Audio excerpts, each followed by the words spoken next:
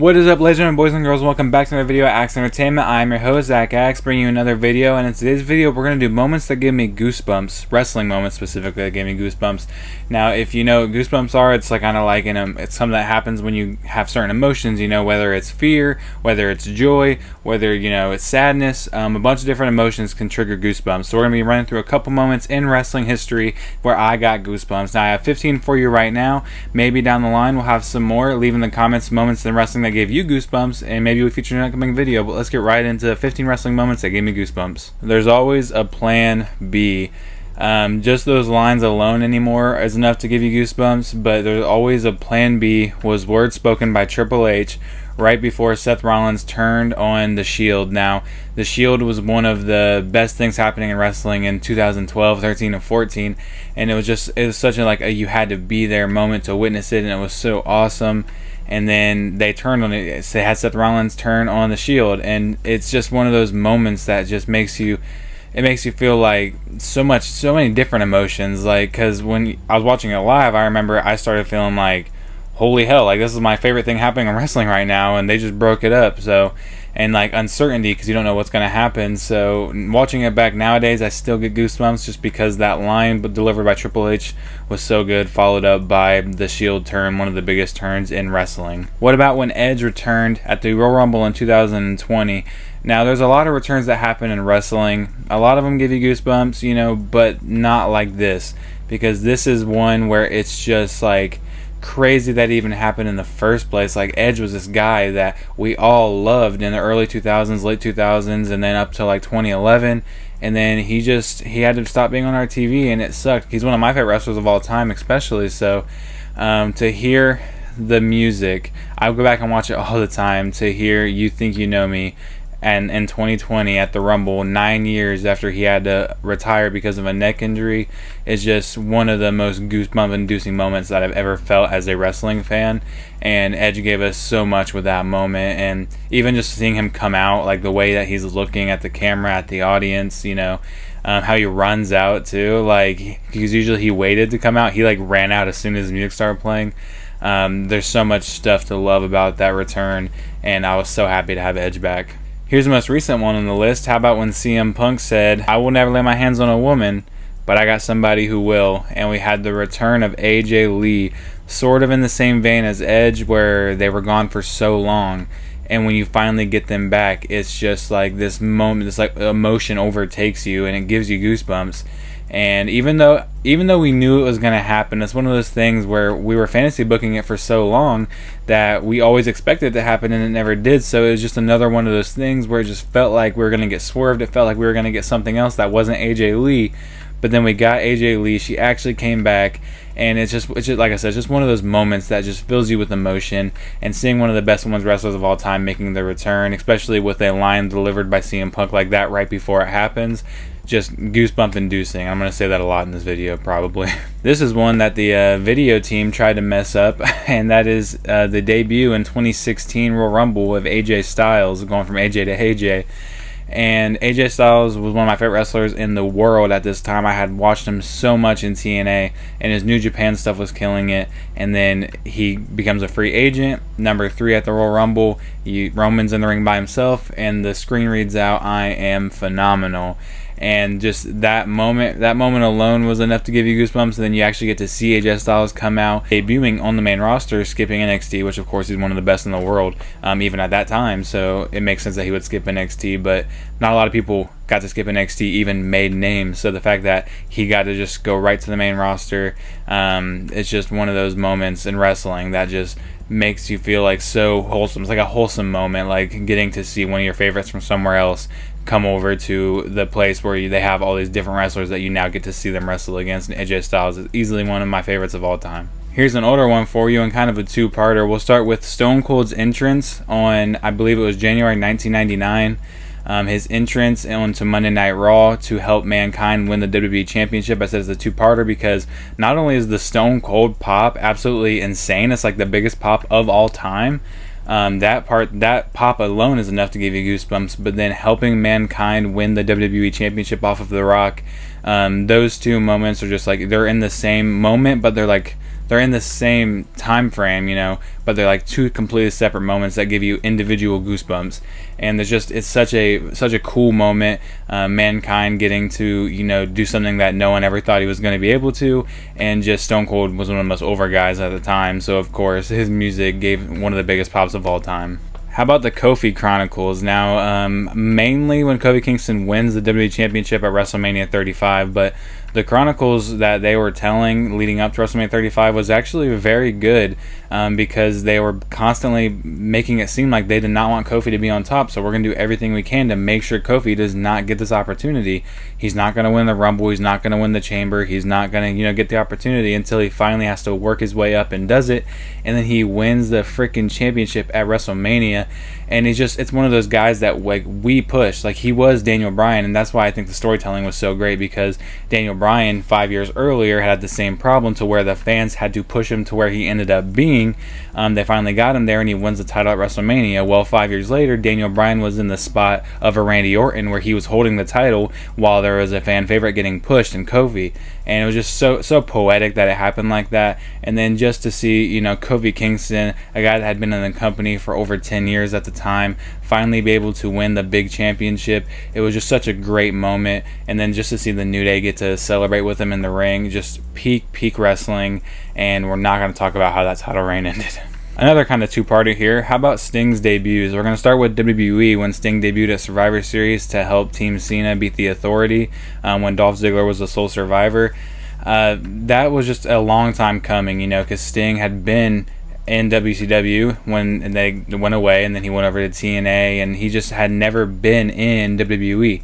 So it was just crazy that in 2014 we were finally getting Sting, and just when that, you know, it went black in the arena and the Titantron played, and you finally got your glimpse of Sting, and it was just one of those moments where it's just so surreal. And then he debuts in AEW, and I think it's not as cool as his WWE entrance, but it was still a moment that's worth giving you goosebumps. When Cody Rhodes is getting beat down by, you know, I think Brian Cage and Ricky Starks and all of them, and then we see the Titantron happen, same thing happen, you know, like a landscape, you know, video plays, followed up by the word Sting. Sting's debuts both were absolutely amazing. Sting has a lot of moments that are goosebump inducing throughout his whole career, and I thought those two were great to put on this list. Let's move into a couple sadder ones. How about when The Undertaker's streak ended at WrestleMania 30? Like I said, goosebumps are not always a great thing. Goosebumps sometimes is like sadness, or you're just overwhelmed with emotion. And one of those things that overwhelmed me with emotion was watching this guy who had won 21 WrestleMania matches in a row, something that we thought was never going to be broken, something that we thought there was just no way anybody was ever going to beat it if they hadn't already to this point. Lost that streak to Brock Lesnar, a guy that nobody wanted to see win.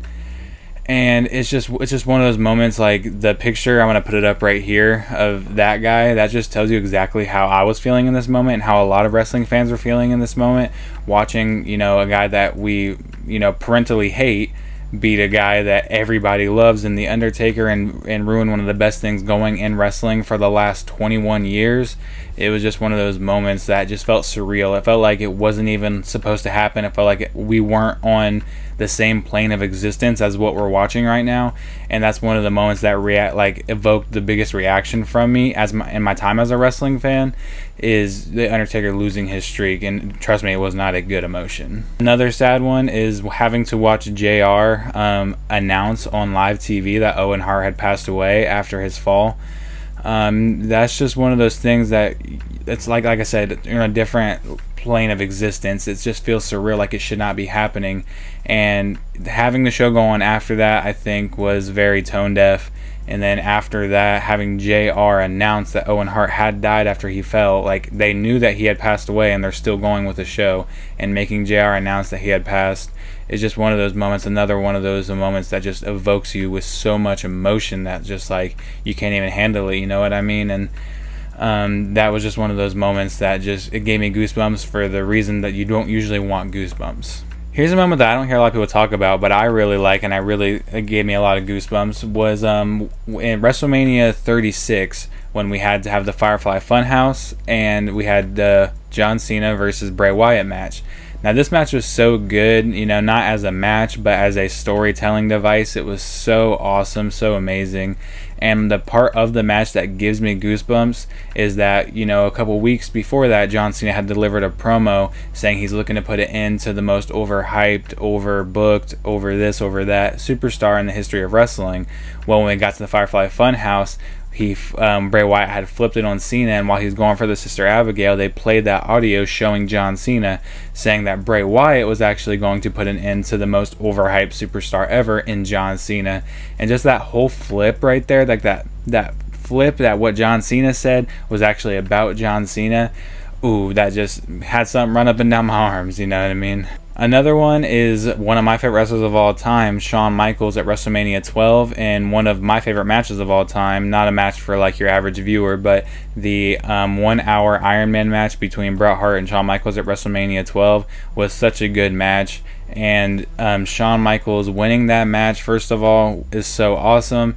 But the part that really gives you goosebumps is when the commentator said the boyhood dream has come true. You know, that's like one of the most quoted quotes in the history of wrestling, and it's just one of those quotes that when you say it, when you hear it, it makes you feel a lot of emotion, especially for like Shawn Michaels at that moment. And Shawn Michaels is one of my favorites of all time, so of course I was gonna put one related to him on here. You know, goosebumps aren't something that always has to happen in the ring or because of, you know, a return or a debut. It's something that can just happen organically, like Bad Bunny's entrance at Backlash. There's just one of those moments in wrestling where it's like it makes you feel something for somebody that you didn't think you'd feel something for. And that's how I felt, because I am not the biggest fan of Bad Bunny. I don't listen to his music, and I just never really, you know, was a fan of his. So when he got a wrestling match and it was in Puerto Rico, I was like, whatever. But when that crowd gave him that big of a pop and were singing his theme song, it made me feel something. And it's really weird because, like I said, I didn't think I was going to feel anything for Bad Bunny, a guy that I, you know, never really cared for. But the fact that that entrance alone made me like kind of like Bad Bunny is just enough to put it on this list. Another older one for you, how about when Kane made his debut? We had a really good match between Shawn Michaels and The Undertaker going on, the first ever Hell in a Cell, and Kane making his debut with the announcer giving the call, "That's Kane, that's The Undertaker's biological brother." I'm trying to think exactly what he said, something like that, but just that debut alone, the aura that Kane had, like the very first time he ever showed up, was absolutely insane. And it's just one of those debuts where it's like, it's crazy because he wasn't a big name anywhere else, you know. This was his big debut, and just to get that kind of reaction still is crazy. So I had to put Kane making his debut on here. We're down to our final two, and they kind of connect. We'll go ahead and go with just the Bloodline saga overall. There's enough moments in there to give you goosebumps. We'll start with Sami Zayn's turn on Roman Reigns, and it just makes you feel something because Sami Zayn was a fan favorite, and you know, he was kind of being mistreated sometimes in the Bloodline. So when he finally turned his back on the Bloodline, it's just you know, evoked a lot of emotion, like I've been saying a lot. My favorite moment, though, from the Bloodline saga that I'm about to talk about, besides number 15, is the Jey Uso turning on Roman Reigns. So Jimmy Uso had obviously already turned on Roman, but when Jey Uso gave the line, "You out, and I'm out too," and then kicked Roman, it's a moment that I jumped out of my seat for. It's a moment that absolutely had me hyped up, and I was so excited to see where we were going from there. We also have when Roman Reigns in the match at WrestleMania 40 decided to hit Seth Rollins with a chair. It's just one of those poetic moments, going back to the first thing I said in the video with "there's always a plan B." You know, a full circle moment, hitting Seth with a chair just like Seth had hit Roman with all those years ago. Not when Jimmy Uso turned on Jey Uso, though. We're going to leave that off of here. And that leads into number 15, the moment in wrestling history that I have been watching that evoked the biggest reaction from me is when Cody Rhodes won the WWE Championship at WrestleMania 40.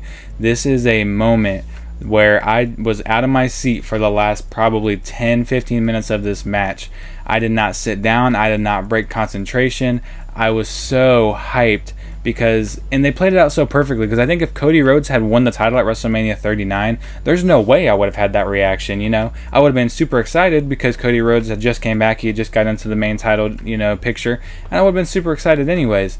but not as excited as I was because he had lost the year before. We had a whole year of bloodline stuff happening, and that led into the culmination of this storyline so perfectly. With Cody Rhodes finally getting to deliver the WWE Championship to his family, something that Dusty Rhodes was never able to do, and it's just, it makes you want to cry, you know, it makes you want to scream, makes you want to yell because you're so hyped up and you're so like just overcome with emotion. You know, Cody's in the ring crying, you have Samantha Irving struggling to get through her announcing because she's crying. It's a moment in wrestling that I will forever remember as a moment I jumped out of my seat, I jumped 20 feet in the air, I gave everyone in the room high fives. I was so excited when Cody Rhodes was finally able to realize a dream from the Rhodes family and become WWE Champion at WrestleMania 40. Alright, that's all I got for you. Those are 15 moments in wrestling that have given me goosebumps. Like I said, if you have any different ones, leave them in the comments. I would love to hear some of your guys's, and maybe if I agree, I'll put them in a video down the line. If you like this series, go ahead and leave it a like for me. Subscribe, ring the bell if you want to be notified whenever I drop a video like this one, and I'll see you guys in the next one. Peace. This happened if I had real tough love, I'm bad at this, and I'm bad for this. Narcissistic tendencies, I don't care about no one else. Narcissistic tendencies, I'm low, so set me on the shelf. Few people ever have my back, yeah, there ain't no doubt about that.